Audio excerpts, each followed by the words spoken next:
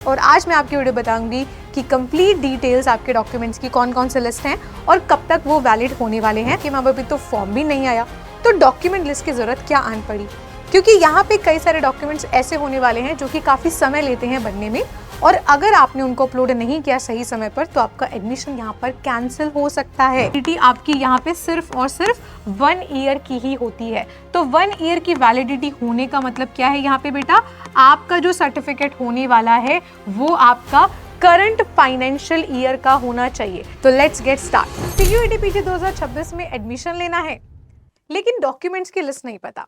तो जब से मैंने 2026 के एडमिशन प्रोसेस का कंप्लीट वीडियो अपलोड किया है तब से एक ही कमेंट आप लोगों ने इतनी बार कर दिया कि मैम प्लीज डॉक्यूमेंट की लिस्ट लेकर आइए। अब आप में से कुछ बच्चे सोच सकते हैं कि मैम अभी तो फॉर्म भी नहीं आया तो डॉक्यूमेंट लिस्ट की जरूरत क्या आन पड़ी, क्योंकि यहाँ पे कई सारे डॉक्यूमेंट्स ऐसे होने वाले हैं जो कि काफी समय लेते हैं बनने में, और अगर आपने उनको अपलोड नहीं किया सही समय पर तो आपका एडमिशन यहाँ पर कैंसिल हो सकता है। तो हाय दोस्तों, मैं हूँ आप सबकी प्यारी स्वाति मैम, और आज मैं आपकी वीडियो बताऊंगी कि कंप्लीट डिटेल्स आपके डॉक्यूमेंट्स की कौन कौन से लिस्ट हैं और कब तक वो वैलिड होने वाले हैं। तो मेक श्योर करें चैनल को सब्सक्राइब करें ऐसी इन्फॉर्मेटिव वीडियोस के लिए, और प्लीज आप कमेंट करके जरूर बताएं कि आपको नेक्स्ट वीडियो किस पर चाहिए। तो लेट्स गेट स्टार्ट। सबसे पहले मैं यहाँ पे आपको एक एक करके डॉक्यूमेंट दिखाती जाऊंगी और उसको एक्सप्लेन करती जाऊंगी बेसिकली इसकी वैलिडिटी कैसी रहती है और कैसे आप लोगों को वो अपलोड करने हैं। सबसे पहले यहाँ पे सबसे बेसिक है which is 10th and 12th का सर्टिफिकेट। अब बहुत बच्चे बोलते हैं मैम हमारे पास सर्टिफिकेट नहीं है, तो बेटा जो आपकी मार्कशीट है ना 10th और 12th की, उसी को यहाँ पे सर्टिफिकेट कहा जाता है, लेकिन ओरिजिनल वाली होनी चाहिए, फोटोकॉपी से काम यहाँ नहीं चलेगा।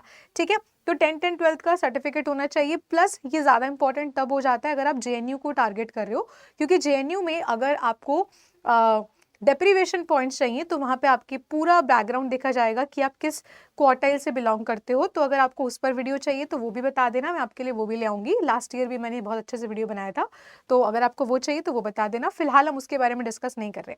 तो 10th और 12th का जो भी आपका ओरिजिनल मार्कशीट है वो यहाँ पे लगेगा। कई स्कूलों में अलग से सर्टिफिकेट भी दिया जाता है, तो वो भी आप यहाँ पे कंसीडर कर सकते हैं।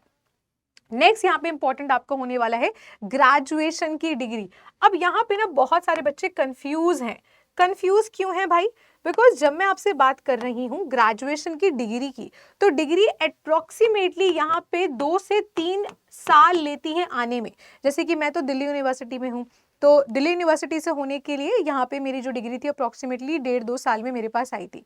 तो आप बोलोगे डिग्री तो है ही नहीं, तो बेटा यहाँ पे आपका जो भी मार्कशीट है ना आपके पास लेटेस्ट वाली अवेलेबल, ठीक है। कुछ बच्चे बोलते हैं कि मैम हमारे लास्ट सेमेस्टर की नहीं आई, तो जिस समय पे डॉक्यूमेंट का ऑप्शन आया है आपके पास जो भी अवेलेबल है, चाहे आपका 5th सेमेस्टर तक हुआ है, 6th तक हुआ है, जो भी लेटेस्ट मार्कशीट आपके पास अवेलेबल है, सबसे बेटर है कि 6th सेमेस्टर तक की हो, यानी कि सारे सेमेस्टर की, वो आपको यहाँ पे अपलोड करनी होती है। ठीक है, और मेक श्योर करें कि जो भी आपकी फाइनल मार्कशीट है 6th सेमेस्टर की, वहाँ पे एक स्टैंप लगवाना होता है कॉलेज से, आप उस स्टैंप को भी लगवा करके जरूर रखना। ठीक है, चलिए अब अपने अगले डॉक्यूमेंट की हम यहाँ पे बात कर लेते हैं। अगला डॉक्यूमेंट होने वाला है यहाँ पे माइग्रेशन। अब माइग्रेशन के भी यहाँ पे जो मायने हैं वो काफी अलग अलग होने वाले हैं। क्यों अलग अलग होने वाले हैं मैम? वो इसीलिए होने वाले हैं क्योंकि माइग्रेशन सिर्फ तब चाहिए होता है जब आप अपनी यूनिवर्सिटी को बेटा चेंज करते हो। ठीक है, जैसे कि फॉर एग्जांपल मैंने अपना ग्रेजुएशन भी दिल्ली यूनिवर्सिटी से किया था और मैंने अपना पोस्ट ग्रेजुएशन यानी कि पीजी भी दिल्ली यूनिवर्सिटी से किया था, तो मुझे माइग्रेशन की जरूरत नहीं पड़ी। लेकिन अगर मैं किसी और यूनिवर्सिटी से डीयू में आती तो मुझे माइग्रेशन की जरूरत पड़ती। ऐसे ही जो भी बच्चे अपनी यूनिवर्सिटी को स्विच करेंगे उन सबको माइग्रेशन की जरूरत पड़ेगी। अगर आप सेम ही यूनिवर्सिटी में पीजी कंटिन्यू करते हो तो माइग्रेशन का सर्टिफिकेट आपको नहीं चाहिए होता। ये हर एक यूनिवर्सिटी का अपना अलग अलग हिसाब होता है, कुछ पर्टिकुलर अमाउंट लगता है, कोई 500 लेता है, कोई 1000 लेता है। ये आप लोग पहले से बनवा करके रख लेना जैसे आपका सेमेस्टर खत्म होता है तो। ठीक है, नेक्स्ट हम बात कर लेते हैं। नेक्स्ट यहाँ पे होने वाला है बेटा certificate. This is the most important step of your document list, और यहाँ पे मैं आपको थोड़ा अच्छे से चीजों को समझाना चाहूंगी कि यहाँ पे इसका मतलब क्या है। ठीक है, तो जब बात हम कर रहे हैं बेटा सर्टिफिकेट की, तो यहाँ पे ओबीसी, एससी, एसटी, ईडब्ल्यूएस, उसके अलावा पीडब्ल्यूडी कैटेगरी का कोई अगर है तो उसका अपना सर्टिफिकेट। अब यहाँ पे जो सबकी जो वैलिडिटी है ना वो यहाँ पे काफी ज्यादा वेरी करती है। वैलिडिटी कैसे वेरी करती है मैं आपको एक बारी थोड़ा अच्छे से इसको समझाती हूँ कि वैलिडिटी की जब हम बात कर रहे हैं तो उसमें आपकी क्या क्या चीजें काउंट होने वाली हैं। तो अगर आप मेरे से एससी एसटी कैटेगरी की बात करो तो तो देखो एससी और या फिर जो एससी कैटेगरी होती है उनकी जो वैलिडिटी होती है बेटा वो होती है लाइफ टाइम की, क्योंकि ये आपका जो है एक पर्टिकुलर कास्ट की वजह से मिला है और पर्टिकुलर कास्ट का जो लिस्ट है वो यहाँ पे सेम ही रहने वाला है, तो ये चेंज नहीं होगा। लेकिन अगर आप बात कर रहे हो ओबीसी के सर्टिफिकेट की या फिर ईडब्ल्यूएस के सर्टिफिकेट की, तो वो वैलिडिटी आपकी यहाँ पे सिर्फ और सिर्फ 1 ईयर की ही होती है। तो 1 ईयर की वैलिडिटी होने का मतलब क्या है यहाँ पे बेटा, आपका जो सर्टिफिकेट होने वाला है वो आपका करंट फाइनेंशियल ईयर का होना चाहिए। करंट फाइनेंशियल ईयर का मतलब क्या है मैडम, तो यहाँ पे इसका मतलब है कि आफ्टर 31st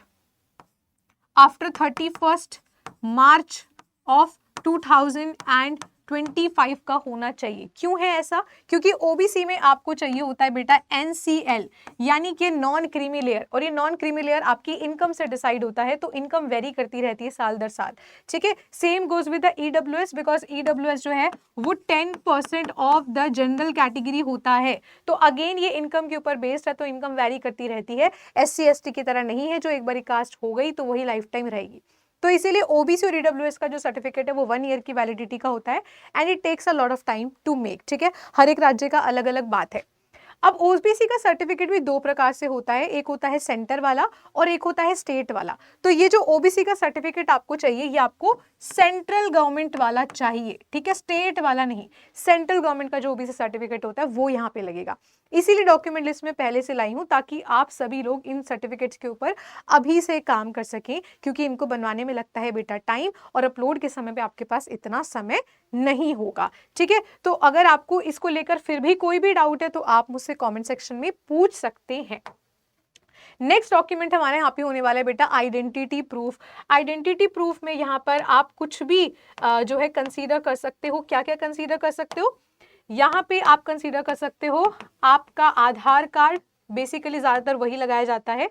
उसके अलावा आपका पैन कार्ड वगैरह, कोई भी ऐसा आइडेंटिटी प्रूफ जहाँ पे आपका जो है आइडेंटिटी शो होता है और आपका फोटो वहां पर होना चाहिए। प्लस इसकी जो इंपॉर्टेंस है वो तब ज्यादा बढ़ जाती है अगर आप जेएनयू ही टारगेट कर रहे हो, बिकॉज वहां पे डेप्रिवेशन पॉइंट्स अगर आपको चाहिए तो आपको दिखाना पड़ेगा कि आपने अपना 10th 12th यूजी वगैरह कहाँ से कर रखा है, तो उसके लिए प्रॉपर आपको प्रूफ देने पड़ेंगे कि हम इस पर्टिकुलर क्वार्टाइल से बिलोंग करते हैं, ठीक है। उसके अलावा हालांकि जेएनयू की चीज बिल्कुल अलग है, ये मैंने आपको कॉमन्स बता दिए हैं कि 10th 12th का सर्टिफिकेट, ग्रेजुएशन की डिग्री, माइग्रेशन और सर्टिफिकेट आपका रिजर्वेशन कैटेगरी का और आपकी आइडेंटिटी प्रूफ, ये सबसे इंपॉर्टेंट है। प्लस जो बेसिक थिंग्स होती हैं वो होता है आपका फोटो और सिग्नेचर, तो वो तो आपको चाहिए ही चाहिए। फोटो आपकी बचपन की नहीं चलेगी, ठीक है। काफी बच्चे स्कूल कॉलेज की डाल देते हैं, कॉलेज की फिर भी डाल सकते हो, लेकिन फोटो और सिग्नेचर आपका लेटेस्ट होना चाहिए। सिग्नेचर तो सेम ही रहता है, एटलीस्ट फोटो आपका लेटेस्ट हो। और मेक श्योर करें कि जो भी आप एप्लीकेशन फॉर्म में लगाएं उसी को ट्राई करें एडमिट कार्ड जब आप लेके जाएंगे तो उस पर आपका सेम फोटो हो, बिकॉज एडमिट कार्ड में ये गाइडलाइंस लिखी होती है। नहीं भी होता चल जाता है, लेकिन मेक श्योर आप अगर पहले से कर पा रहे हैं तो it is a very good thing, ठीक है। तो इसी के साथ हमारे डॉक्यूमेंट्स की जो लिस्ट है वो खत्म हो गई है। और अगर आपके अभी भी इस 90 दिनों का फायदा उठाना चाहते हो, अलग अलग जगह पे भटकना नहीं चाहते, यू वांट प्रॉपर स्ट्रैटेजी वाला कोर्स जहाँ पे आपको नोट्स भी मिल रहे हैं, एमसीक्यू भी मिल रहे हैं, मॉक टेस्ट भी मिल रहे हैं, व्हाट्सएप ग्रुप्स भी मिल रहे हैं for all the communication, plus एक मेंटोर मिल रहा है जो आपके साथ हाथ पकड़ के चलने को तैयार है, तो आप मुझसे बेस्ट कोर्सेज में at the lowest price join कर सकते हैं। swati.yadav@adda247.com। तो यहाँ पे बेटा आप लोगों को क्या करना है, यहाँ पर आपको मुझे अपना नेम, कॉन्टैक्ट नंबर और किसी भी सब्जेक्ट या बैच के लिए आप मुझसे कांटेक्ट करना चाहते हो वो यहाँ पे आप मुझे भेज सकते हो। तो डॉट नहीं लगाओगे तो आईडी नहीं मिलेगा। This is my official email ID, यहाँ से जो भी जवाब आएगा वो मेरे द्वारा ही होगा। उम्मीद करती हूँ वीडियो आपको पसंद आई हो। पसंद आई हो तो प्लीज लाइक शेयर कमेंट करें और मुझे बताएं कि नेक्स्ट वीडियो आपको किस पर चाहिए। So thank you so much for watching this video. Bye bye, take care, best of luck.